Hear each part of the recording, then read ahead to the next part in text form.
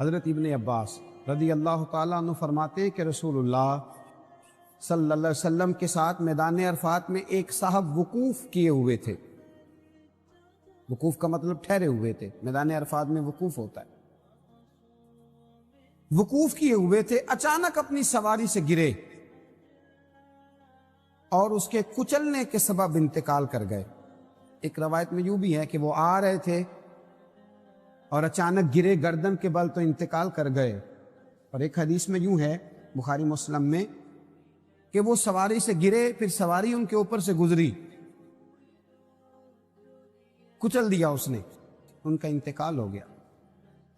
رسول اللہ صلی اللہ علیہ وسلم نے فرمایا انہیں پانی اور بیری کے پتوں سے غسل دو اور 2 کپڑوں میں کفن دو، اور ان کے سر کو نہ ڈانپنا۔ سر کو نہ ڈانپ، کیوں بھلا؟ احرام کی حالت میں سر ڈانپنا منع۔ ان کے سر کو نہ ڈانپنا، اور فرمایا خوشبو بھی نہ لگانا۔ کیوں؟ محدثین لکھتے ہیں حالت احرام میں خوشبو لگانا بھی، سر کو نہ ڈانپنا، خوشبو نہ لگانا۔ اور حضور صلی اللہ علیہ وسلم نے فرمایا بے شک یہ قیامت کے دن جب اٹھیں گے تو لبیک لبیک کہتے ہوئے اٹھیں گے۔ ان کی زبان پہ جاری ہوگا لبیک اللہم لبیک لبیک لا شریک لک لبیک ان الحمد والنعمت لک والملک لا شریک لک لبیک۔ اور فضائل کو اس لیے بھی بیان کیا جاتا ہے کہ وہ لوگ جو اللہ تبارک و تعالیٰ کے گھر کا قصد اور ارادہ رکھتے ہیں اور جو اس جانب سفر کر رہے ہیں، ان کے دلوں میں یہ بات پیدا ہو کہ وہ کتنے عظیم کام کے لیے جا رہے ہیں، اور انہیں یہ احساس پیدا ہو کہ اللہ تبارک و تعالیٰ نے انہیں کتنی بڑی نعمت سے سرفراز فرمایا ہے۔ حج اسلامی عبادات کے اندر ایک بہت بڑی عبادت ہے۔ قرآن مجید فرقان حمید سورۃ البقرہ کے اندر اللہ کریم نے فرمایا وَأَتِمُّوا الْحَجَّ وَالْعُمْرَةَ لِلَّهِ، فرمایا پورا کرو حج اور عمرہ اللہ کے لیے، اللہ کی رضا کے لیے حج اور عمرے کو پورا کرو۔ اس میں تمہاری رضا، تمہاری نیت، تمہارا ارادہ فقط اللہ تعالیٰ کی رضا کا ہونا چاہیے۔ ویسے تو تمام اسلامی عبادات کا ماحصل اور ان کا فلسفہ یہی ہے کہ اس میں اللہ تعالیٰ کی رضا کو پیش نظر رکھا جائے، لیکن یہاں حج اور عمرے کے معاملے میں بالخصوص جس چیز کی طرف زیادہ توجہ دلائی گئی وہ یہ ہے کہ تم نے یہ کام للہ، اللہ کے لیے کرنا ہے۔ یہ ایک ایسی عبادت ہے جس کا بہت زیادہ لوگوں تک خبر پہنچ جاتی ہے کہ فلاں آدمی عمرے کے لیے جا رہا ہے، حج کے لیے جا رہا ہے، ڈھیر سارے لوگ اس سے آگاہ ہو جاتے ہیں۔ ظاہر ہے انسان کو ڈیوٹی سے چھٹی کرنی ہے، جو روٹین کے وہ کام کرتا ہے وہ سارے کام اس نے چھوڑنے، گھر کے اندر وہ موجود نہیں ہے، گلی محلے کو، آنے جانے والے احباب کو جن سے وہ روز ملتا تھا، ان سب کو خبر ہو جاتی ہے کہ وہ حج کے لیے یا عمرے کے لیے گیا ہوا۔ اتنے سارے لوگوں کے درمیان اس نیت کی حفاظت سب سے پہلے ضروری ہے کہ میں اگر حج کرنے جا رہا ہوں تو اللہ کی رضا کے لیے جا رہا ہوں۔ اس میں کسی قسم کی کوئی نمود و نمائش، کسی قسم کا دکھلاوا، تصنع، ریاکاری، بناوٹ بالکل نہ ہونا چاہیے۔ نبی رحمت نور مجسم شفیع معظم صلی اللہ تعالی علیہ وآلہ وسلم نے حج کے جب فضائل بیان کیے اور حج بیت اللہ کی سعادت حاصل کرنے والوں پر اللہ کے انعام کو جب میرے حبیب کریم علیہ السلام نے بیان فرمایا تو بخاری، مسلم، ابن ماجہ اور ترمذی شریف کے اندر حدیث مبارکہ موجود ہے۔ حضرت ابو ہریرہ رضی اللہ تعالیٰ عنہ ارشاد فرماتے ہیں کہ نبی کریم صلی اللہ تعالیٰ علیہ وسلم کو میں نے خود ارشاد فرماتے ہوئے سنا کہ حضور فرمانے لگے جس نے حج کیا اور حج کے اندر کوئی فحش کام نہیں کیا، کوئی برا کام نہیں کیا، تو وہ جب واپس لوٹے گا تو گناہوں سے اسی طرح پاک ہو جائے گا جس طرح آج اپنی ماں کے پیٹ سے پیدا ہوا ہے۔ پہلے دن کا بچہ ہے، اس کے ذمہ کوئی غلطی نہیں ہے، کوئی گناہ نہیں ہے، اس کے ذمہ کوئی قرض نہیں ہے، اس کے ذمہ کسی قسم کا کوئی فی الحال حقوق والا معاملہ نہیں ہے، ابھی وہ نابالغ ہے، اس پر کسی قسم کے فرائض لاگو نہیں ہیں، تو جس طرح وہ پہلے دن کا بچہ ہر گناہ سے پاک ہے، ہر حق سے بری ہے، اللہ تبارک و تعالیٰ نے اسے بالکل گناہوں سے پاک رکھا ہوا ہے، اسی طرح یہ شخص جو حج کر کے آیا ہے اللہ اسے بھی سارے گناہوں سے پاک فرما دیتا ہے، اسے پاک صاف کر دیا جاتا ہے۔ اب اس کا ذمہ ہے کہ یہ واپس لوٹے تو حقوق العباد کو ادا کرے، یہ محسوس کرے کہ اللہ تبارک و تعالیٰ نے اب مجھے معاف فرما دیا ہے، اب مجھے پھونک پھونک کر قدم رکھنا ہے، اب مجھے یہ احساس پیدا کرنا ہے کہ میں وہ شخص ہوں جو اللہ کے گھر سے ہو کے آیا ہوں، میں وہ شخص ہوں جو میدان عرفات میں رک کر کے آیا ہوں، جو مینا مزدلفہ کی حاضری سے واپس لوٹا ہوں، جس نے بیت اللہ کا طواف کیا ہے، اور میں وہ سعادت مند ہوں جسے مصطفیٰ کریم نے اپنے روضے پر کھڑے ہونے کا موقع عطا فرمایا ہے۔ اس ذوق کے ساتھ یہ واپس لوٹے اور اس شوق کے ساتھ یہ جائے کہ اس کو بدلنا ہے، اس کو بدلنا ہے۔ ہمارے ایک بزرگ تھے، ایک صاحب حج کے لیے جانے لگے تو ان سے کہنے لگے کہ میاں بوڑھے بھی ہو گئے ہو، عمر کا تقاضا بھی ہے، تو داڑھی شریف کیوں نہیں سجا لیتے؟ کہنے لگے میں جا رہا ہوں انشاءاللہ وہاں سے رکھ کے آؤں گا۔ یہ بھی بہت قیمتی بات ہے، اور بزرگ کسی کو نصیحت بھی کرتے ہیں تو نصیحت بھی اس طرح کرتے ہیں کہ بات دل میں اترنی چاہیے، بندہ قائل ہو جانا چاہیے، گھائل نہیں ہو جانا چاہیے۔ تو کہا بھئی داڑھی رکھ لو، کہنے لگے میں حضرت وہاں سے رکھ کے آؤں گا، حج کے لیے جا رہا ہوں۔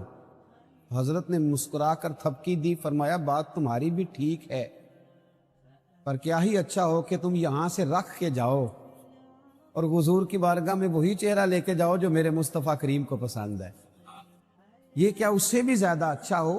تو جب ہم ساری تیاریاں کر رہے ہوتے ہیں حج کی، تو ہمیں یہ احساس بھی اس میں ضرور ہونا چاہیے کہ میں اگر گھر والوں کا خرچہ دے کے جا رہا ہوں اس لیے کہ میں اپنے گناہ معاف کرانے جا رہا ہوں، تو مجھے کچھ حقوق العباد کا بھی خیال رکھ کے جانا چاہیے، مجھے قرضے بھی ادا کرنے کی کوشش کرنی چاہیے، میرے ذمے جن لوگوں کے حقوق ہیں مجھے وہ بھی ادا کرتے ہوئے رخصت ہونا چاہیے۔ یہ سارا احساس بھی ہمارے دلوں کے اندر پیدا ہونا چاہیے، اس لیے کہ جب ہم نے واپس لوٹنا ہے تو ہمارے گناہ رب کریم نے اپنے فضل سے معاف فرما دینے۔ اب جب گناہوں کی معافی ہو جائے گی تو ظاہر ہے کہ حقوق العباد کا معاملہ ایسا ہے جس کے لیے کوشش کرنا پڑتی ہے۔ تو اللہ کے محبوب صلی اللہ علیہ وسلم نے حج کے فضائل کو بیان کیا۔ بعض احادیث ایسی ہوتی ہیں جن میں رکت ہوتی ہے، جن میں ذوق ہوتا ہے، جن میں بیان کرنے والے پر ایک کیفیت طاری ہوتی ہے۔ حضرت سیدنا ابن شماسہ رضی اللہ تعالیٰ عنہ، کہ رسول کریم صلی اللہ علیہ وسلم کے صحابی ہیں، یہ فرماتے ہیں کہ حضرت سیدنا عمر بن عاص رضی اللہ تعالی عنہ کے ہاں ہم حاضر ہوئے، حضرت عمر بن عاص کے ہاں ہم پہنچے، حضرت ابن شماسہ کہتے ہیں، اور فرماتے ہیں ہم اس وقت پہنچے جب ان پر نزع کا عالم طاری تھا، جب وہ دنیا سے جا رہے تھے، اس وقت ہم ان کی بارگاہ میں حاضر ہوئے۔ کہتے ہیں وہ کافی دیر تک روتے رہے اور کہنے لگے، روتے روتے ایک بات سنانے لگے، یہ عام آدمی بات نہیں سنا رہا، ایک تو صحابی ہیں اور دوسری کمال کی بات یہ ہے کہ دنیا سے رخصت ہو رہے ہیں۔ حضرت ابوبکر صدیق رضی اللہ تعالیٰ عنہ فرمایا کرتے تھے کہ یہ ایسا وقت ہوتا ہے دنیا سے جاتے ہوئے کہ بہت بڑا جھوٹا بھی سچ بولنا شروع کر دیتا ہے، دنیا سے جانے لگتا ہے تو بہت بڑا جھوٹا بھی سچ بولتا ہے۔ حضرت عمر بن عاص رضی اللہ تعالیٰ عنہ رونے لگے، اور جناب نے ابن شماسہ رضی اللہ تعالیٰ عنہ فرماتے ہیں وہ کہنے لگے کہ میری تیمارداری کرنے آنے والوں تمہیں ایک بات نہ سناؤں؟ ہم نے کہا محبوب کریم علیہ السلام کے غلام سنائیے۔ تو حضرت عمر بن عاص رضی اللہ تعالیٰ عنہ فرمانے لگے جب اللہ تعالیٰ نے میرے دل کے اندر اسلام کا شوق پیدا کیا، جب اللہ نے میرے دل میں ہدایت کا نور پیدا کیا تو میں نبی کریم کی بارگاہ میں بیعت کے لیے حاضر ہوا۔ فرماتے ہیں میں نے حضور کی بارگاہ میں عرض کی یا رسول اللہ میں کلمہ پڑھنے آیا، مجھے بیعت اسلام کی سعادت عطا کریں، تو کہتے ہیں نبی کریم علیہ الصلوۃ والسلام نے مجھ سے فرمایا ہاتھ بڑھاؤ. کہتے ہیں میں نے ہاتھ آگے بڑھانے کی بجائے ہاتھ روک لیا. محبوب دو عالم صلی اللہ تعالی علیہ وسلم نے فرمایا عمر بن عاص ہاتھ روک لیا ہے. عرض کی یا رسول اللہ ایک بات دل میں آ گئی. حضور ایک عرض ہے، شرط نہیں، ایک عرض ہے. محدثین نے شرط کے لفظ بھی لکھے ہیں. حضور ایک پینے کو تو پی لوں گا پر عرض ذرا سی ہے. یا رسول اللہ میں کلمہ پڑھتا ہوں پر ایک عرض ہے. حضور صلی اللہ علیہ وسلم نے فرمایا کیا؟ عرض کی حضور جب پلٹ کر پچھلی زندگی کو دیکھتا ہوں تو خطائیں بہت زیادہ ہیں، کمزوریاں بڑی ہیں.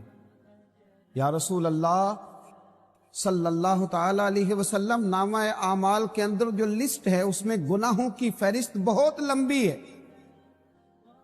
یا رسول اللہ صلی اللہ علیہ وسلم کیا میں آپ کی زبان فیض ترجمان سے یہ سن سکتا ہوں کہ اللہ میرے پچھلے گناہ معاف کر دے گا؟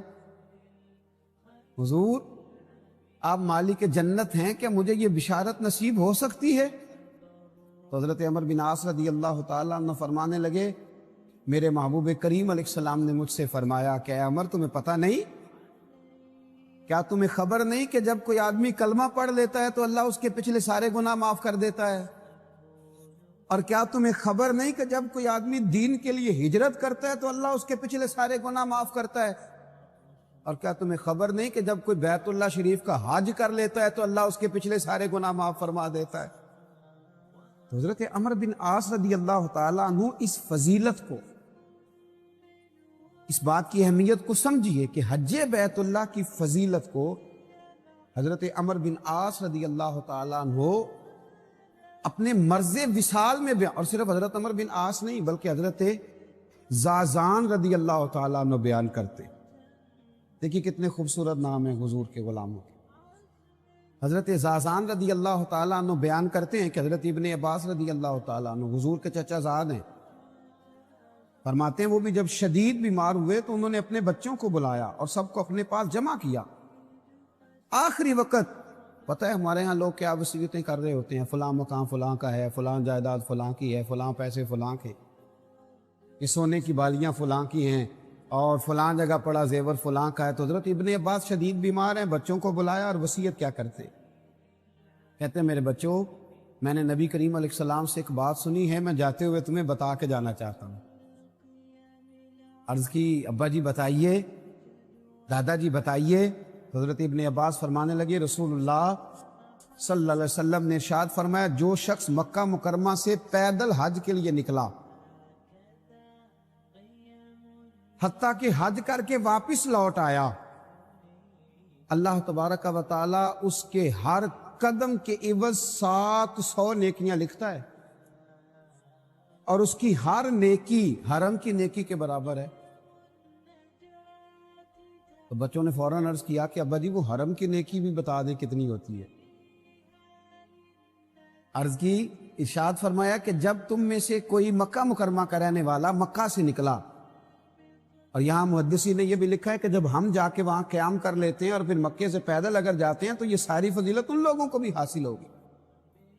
حضرت ابن عباس فرمانے لگے مکے کا کوئی رہنے والا اگر مکہ مکرمہ سے نکلا اور پیدل حج کے لیے وہ پہنچا تو حج کر کے واپس لوٹ آنے تک ہر قدم پر اللہ 700 نیکیاں عطا کرے گا. اور اے میرے بچوں یہ ہر نیکی حرم کی نیکی کے برابر ہوگی.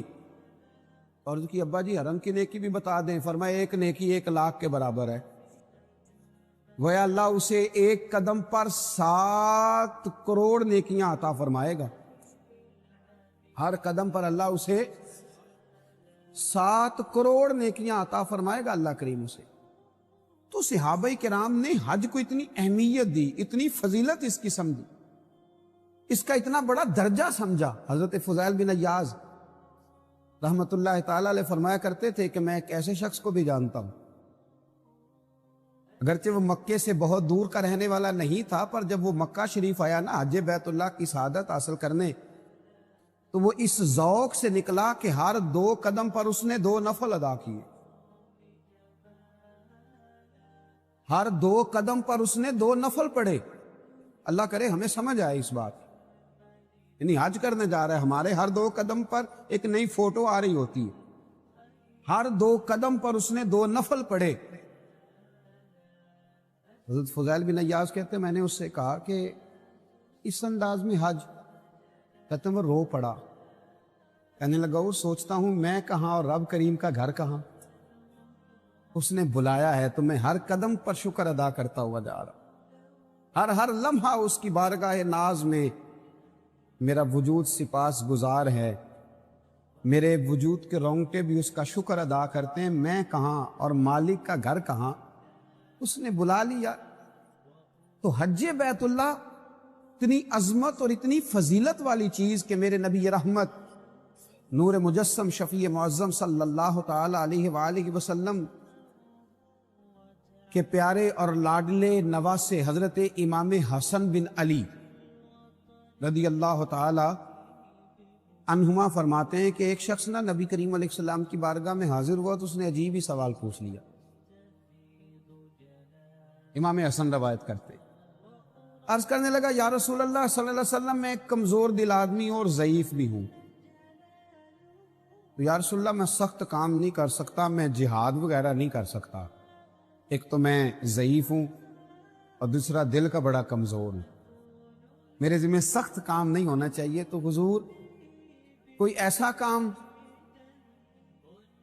جہاد کا مجھے شوق ہے پر میں کر نہیں سکتا, کمزور دل ہوں. تو میرے حبیب کریم علیہ السلام نے فرمایا میں تمہیں ایسے جہاد کی طرف نہ لے چلوں, ایسے جہاد کی طرف تمہاری رغبت نہ دلاؤں جس میں ہتھیار ہی نہ اٹھانا پڑے اور جہاد بھی ہو جائے. عرض کی حضور وہ کون سا جہاد ہے؟ فرمایا جا کے بیت اللہ شریف کا حج کر کے آ. یہ ایسا جہاد ہے کہ جس میں تلوار بھی نہ اٹھانی پڑے گی لیکن تمہیں مجاہد فی سبیل اللہ کا اجر دے دیا جائے گا. میرے نبی کریم صلی اللہ تعالی علیہ وسلم نے حج کے فضائل بیان کیے, لیکن نا اگر حضور کی زبان سے کسی چیز کا خالی نام بھی نکل جائے تو وہ بڑی شانوں والی ہو جاتی ہے.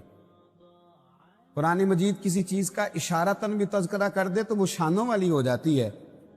تو حج کتنی عظیم عبادت ہے جس کے جگہ جگہ میرے نبی پاک نے فضائل بیان فرمائے. کتنی عظیم عبادت ہے جس کے جگہ جگہ میرے نبی پاک نے فضائل بیان فرمائے. اور حضور نے ترغیب دلائی, نبی پاک صلی اللہ تعالی علیہ وسلم نے ترغیب دلائی. اور ایک حدیث تو ایسی ہے کہ جھوم جاتا ہے انسان کا وجود, اس کی روح جھوم جاتی.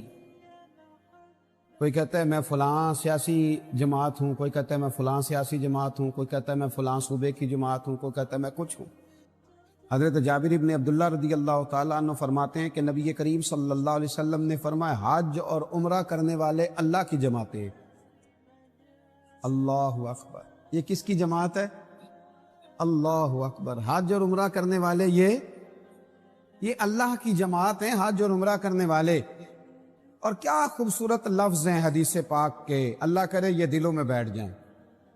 اور پھر روح جو ہے وہ آواز نکالے گی کہ یا اللہ جلدی جلدی حج کی سعادت عطا فرما. فرمایا حج اور عمرہ کرنے والے اللہ کی جماعتیں ہیں.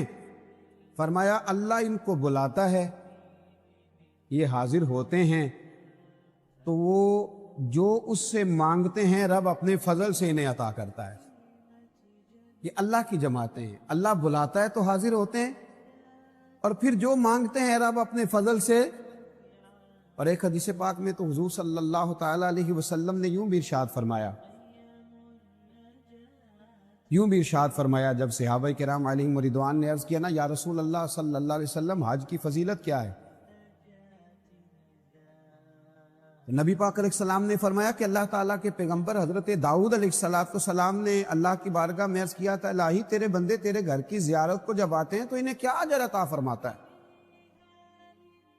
کہ جو آ گئے اتنے سارے تو انہیں کیا اجر عطا کرتا ہے؟ کتنے سارے بندے تیری بارگاہ میں حاضر ہو تو کیا اجر عطا کرتا ہے؟ اللہ اکبر. تو اللہ کریم نے فرمایا کہ ہر زائر کا حق ہوتا ہے کہ جس کی زیارت کرنے آیا ہے اسے کچھ نہ کچھ عطا کرے. فرمایا اے داؤد ان بندوں کا مجھ پر حق ہے, یہ اس کی شان کریمی ہے.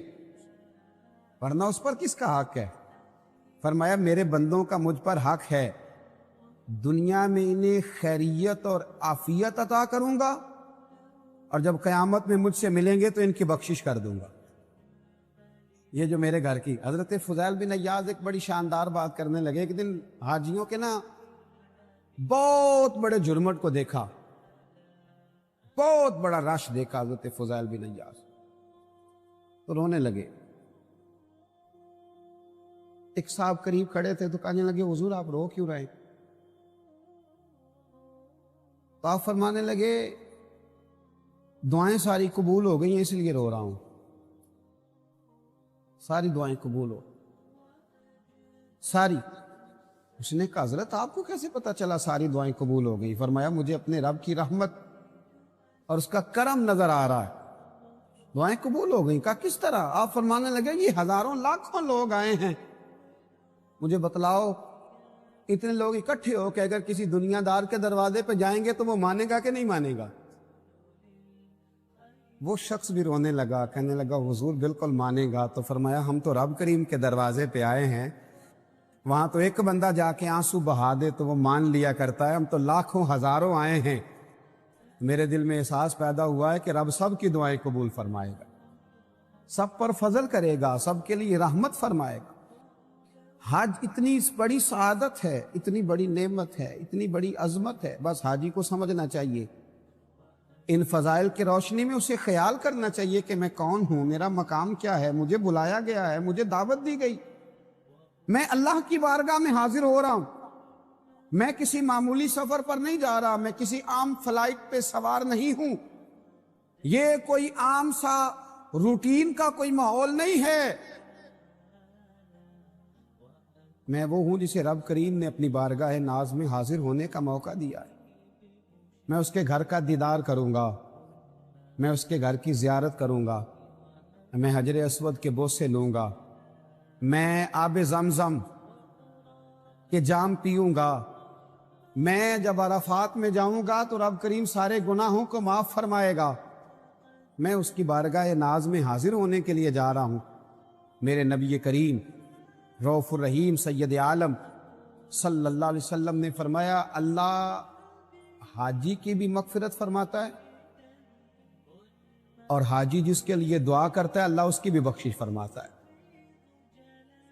اب دیکھیے نا، میدان عرفات میں جو سب سے زیادہ کرنے والا کام ہے وہ دعائیں کرنے والا ہے۔ میدان عرفات کی کوئی لمبی چوڑی عبادت نہیں ہے، 2 رکعتوں کی نماز ظہر ہے، 2 رکعتوں کی نماز عصر ہے، وہاں کرنا کیا؟ دعا، کھل کے دعا، کھل کے۔ حضرت ابراہیم ابن ادم کو لوگوں نے دیکھا کہ اتنی دعائیں مانگتے، اتنی دعائیں مانگتے، اور ایک دعا جب ایک دفعہ مانگ لیتے تو دوبارہ اس کو دہراتے ہی نہیں۔ میدان عرفات میں مانگتے جا رہے ہیں، مانگتے جا رہے ہیں، مانگتے جا رہے ہیں، ایسے جیسے سامنے لسٹ کھلی ہوئی ہے۔ ایک صاحب نے عرض کی حضور آپ کا میدان عرفات میں نے عجیب ہی منظر دیکھا ہے کہ آپ دعائیں مانگتے جا رہے ہیں، مانگتے جا رہے ہیں، اور جو لفظ ایک دفعہ ادا کرتے ہیں دوبارہ ادا نہیں فرماتے، نہیں دعا مانگتے ہیں۔ تو آپ فرمانے لگے دامان کرم بھی تو کھلا ہوا ہے نا، اس کی رحمت کے دروازے بھی تو کھلے ہوئے ہیں نا، یہاں دعا مانگنے آیا ہوں۔ میرے رسول کائنات صلی اللہ علیہ وسلم نے فرمایا اللہ حاجی کی بھی بخشش کرتا ہے، اور حاجی جس کے لیے دعا کر دے اللہ اس کی بھی بخشش فرماتا ہے۔ تو حاجی کی توجہ رہنی چاہیے دعاؤں پر، التجاؤں پر، مانگنے پر۔ وہ دروازہ کرم تک پہنچ گیا، رب کریم تو ہر جگہ ہی عطا کرتا ہے۔